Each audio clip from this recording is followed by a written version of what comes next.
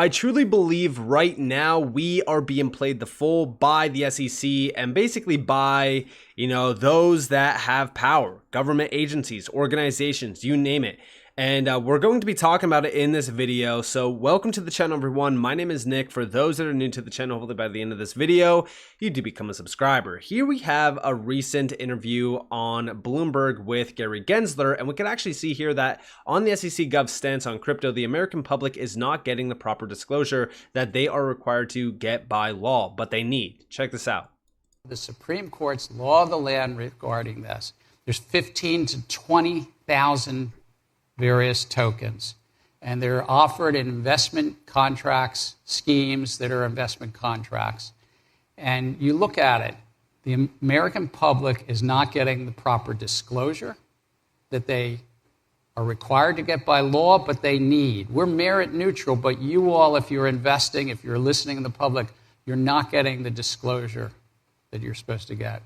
And the intermediaries in the middle of the market, those so-called exchanges or broker-dealers and so forth, if they've got hundreds of offerings on that platform, think about it. How many of those offerings don't have some group of entrepreneurs in the middle? It just sort of belies logic. Now, this is very interesting, and we're going to come back to this, but I also want to go and play this clip as well from Bloomberg. And we have, this is a field where the leading lights from a couple of years ago are either in jail, about to go to jail, or awaiting extradition. So check this out. This is a field that the leading lights from a couple years ago are either in jail, about to go to jail, or waiting extradition. Think about it. This is that field. That's the field right now where the public has really been harmed. And there's significant non-compliance in the field. Let's be honest, it's very easy to take positions in crypto, but it's extremely hard to actually have a game plan in place when the time comes to take profits. And that's exactly why I released a completely free exit plan that you can apply to literally every single position that you take in crypto. And the best part about it is that it's completely free. All you have to do to get access is go to the link down in the description below and claim your access now. What are you waiting for? Capture those profits.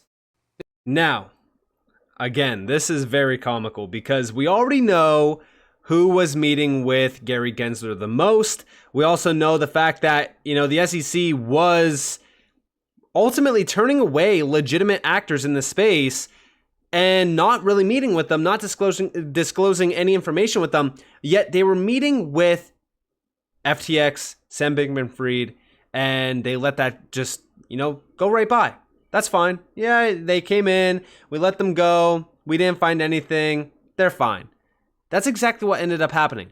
Yet, here we have Gary Gensler basically throwing, a little bit of a twist on it and saying like, oh no, like all the leading players in the space are now going to jail. It's like, hello? A lot of the leading players in the space tried to work with you. A lot of the leading players in the space are still trying to attempt to work with the SEC, but are getting nowhere. And one of those individuals, Brad Garlinghouse, said absolute nonsense coming from Gary Gensler today, and this slander about all crypto executives going to jail from the man who completely missed FTX and actually cozied up to SBF and wasn't even invited to the DOJ announcement about Binance. If he was really working for the American people, as he says, he would have been fired a long time ago. Gensler will cause Biden to lose the election. Now, again, this is like a pretty substantial this is like a pretty substantial call out, if I'm being honest, because, he's basically saying everything that, we would essentially say as well in that position. But one thing that I want to mention here, okay, is everyone's outraged. Everyone is against the SEC. Everyone knows that Gary Gensler and the SEC have failed miserably. I don't think that that's even worth even mentioning because it's so clear at this point. Everyone is even saying like President Biden should ask for Gensler to step down. And this is Anthony Scaramucci. Again, this is a Dem supporter. It's not like he's a full-on Republican or anything like that. Like, this is a pretty substantial call as well coming from Anthony, who I know is a Dem supporter. It doesn't really matter. I don't really care about that. I'm just saying, like, you know, most Dems are pro Gary Gensler, but it seems as though they have been turning on him as of lately, especially even a lot of the politicians as well. But also, if we go over here, we have, who did you meet with in person, sir? Repeatedly. And who have you refused to meet in person? This is the chief legal officer at Coinbase. Again, confirming the fact that like a lot of these legitimate players, including Coinbase, even Binance technically, we know Ripple, also Library, all of these companies that are constantly being targeted have tried to work with the SEC, try to get some sort of transparency and clarity, but it has failed miserably. Now, as we do think about this, right? We even have over here, inventor of the Uniswap protocol, because remember, Uniswap got targeted as well. They got a Wells notice. This is a field where the leading regulator tried to create a regulatory monopoly for a scammer that went to jail a couple years ago. This is that field. That's the field where that field and how the public was harmed. And exactly, right? Like, this is 100% clear and accurate when it comes to what the SEC and Gary Gensler have been doing. Now, I want to take a quick step back and talk a little bit about the XRP lawsuit, because it did not just harm XRP and Ripple in the US. It was a big deal even outside of the US. Here we have from Crypto Airy. This goes back to 2023. The SEC lawsuit derailed Japan's first crypto asset fund that was planned, where XRP held locked up was weighed at 50% in the ratio. I hope Mr. Kateo gets that back on track. And, you know, this was expected to begin during the summer of 2020. Obviously, yes, that did get halted a bit. And these are the types of moves that have been pretty much put on pause. And just imagine how many partnerships have been put on pause. Think about how many banks that were expected to go live with XRP got put on pause. I mean, XRP itself right now is still not, 100% cleared. The institutional sales of XRP are still up in question. Even technically, institutional use of XRP is still on pause as well. Now, outside of this, I want to talk about how this could be planned. Let's go back to 2022, right? This is before FTX. This is October 30th of 2020, or 2022, sorry. This is Coach JV, and we have, it's all planned out. The SEC knew they were going to sue Ripple to try to slow the system down until they were ready to regulate and get involved. XRP King is coming. And check this out.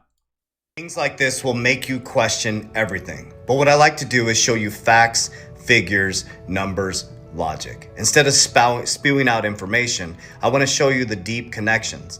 Now, this is all information you can research yourself. This is not financial advice. I'm not a financial advisor. Don't make any moves based on what I'm saying. There's a viral TikTok going around saying it's all planned out around the Ripple XRP case. So Crypto Displex here on Twitter sent out a screenshot of the currency war simulation in 2019. So we had shared this on our YouTube channel last year. And again today, we broke it down at a very deep level. And this will actually shock you. So this video right here on YouTube highlights digital currency wars, a national security crisis simulation. And in the simulation, sitting at the table, is Gary Gensler. Remember, it's the digital currency wars. And ironically, a year later, he became the head of the SEC. Even more remarkable is every single thing in the simulation has come true. Check this out. So if you want to see the full simulation video, click the link in my bio to go to my YouTube channel. Now again, TikTok, this is not conspiracy. These are facts. Everything actually happened after the simulation. Let me show you. So in the simulation, they talk about the digital yuan. China has given away millions in digital yuan twirls. It is live. Hong Kong unveils completed retail CBDC. They talk about this in the simulation.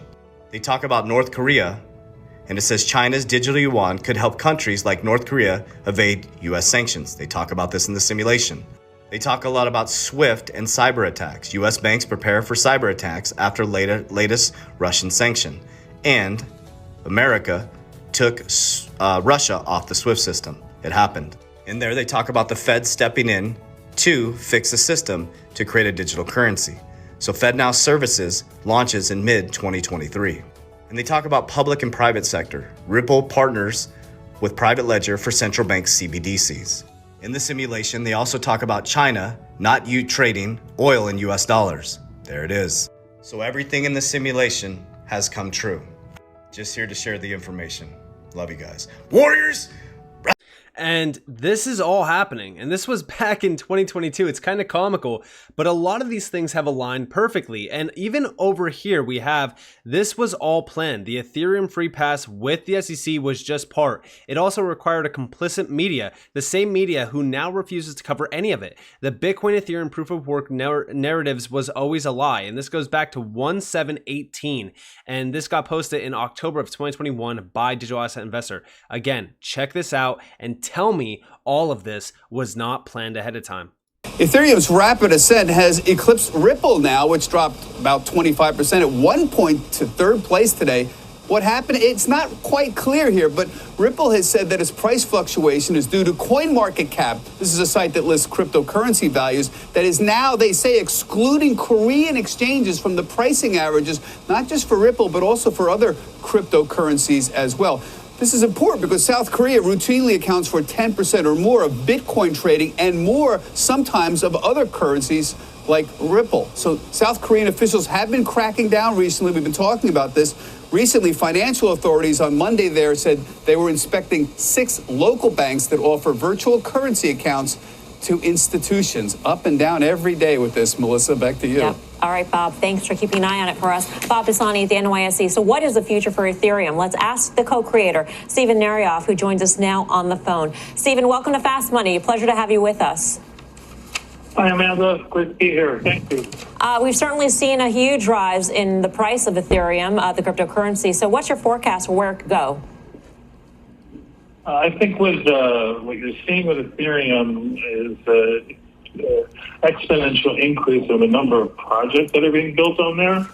And I could see there's billions of dollars being poured into the ecosystem right now, maybe 10 times more projects this year than there were next year, which I think could lead easily to probably tripling of the price from here before the end of the year. And a tripling would essentially mean that Ethereum would surpass Bitcoin in terms of total market cap, correct? That's very likely. There could be what they call in the industry a flippening, so they could potentially flip.